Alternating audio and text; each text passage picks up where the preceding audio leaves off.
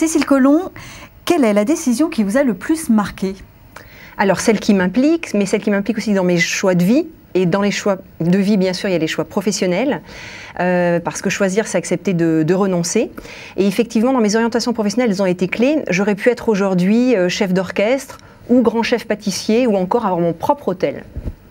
Sinon, quelle est la décision qui vous a paru la plus difficile à prendre?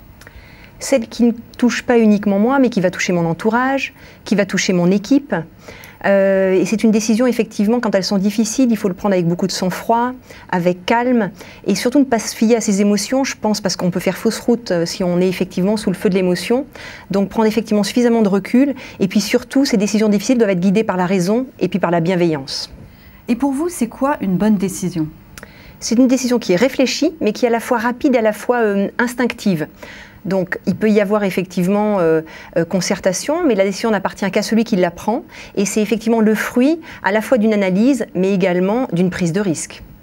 Quel est le trait de caractère qui vous aide dans vos prises de décision? Alors, moi j'aime que les choses avancent, j'aime être dans l'action, donc je serais tentée de dire prise de risque. À la fois prise de risque en étant évidemment mesurée, en faisant effectivement appel à mon expertise, à mon expérience.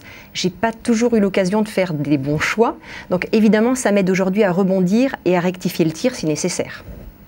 De quelles grandes décisions auriez-vous aimé être à l'origine? Alors, pour moi, celles qui ont façonné notre société durablement, j'ai envie de citer le droit à l'avortement, le droit de vote aux femmes, et puis l'abolition de la peine de mort. Alors, si je devais en choisir une, je choisirais le droit à l'avortement parce que là encore, c'est laisser la possibilité aux femmes de choisir et de prendre une grande et très difficile décision.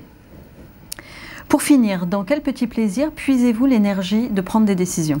Alors, prendre une décision impose effectivement de faire le silence, d'évacuer le bruit, de n'entendre que sa propre voix.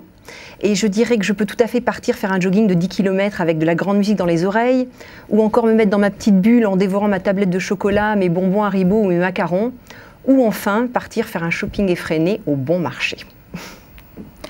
Cécile Collomb, définitivement Decision Maker, merci. Merci.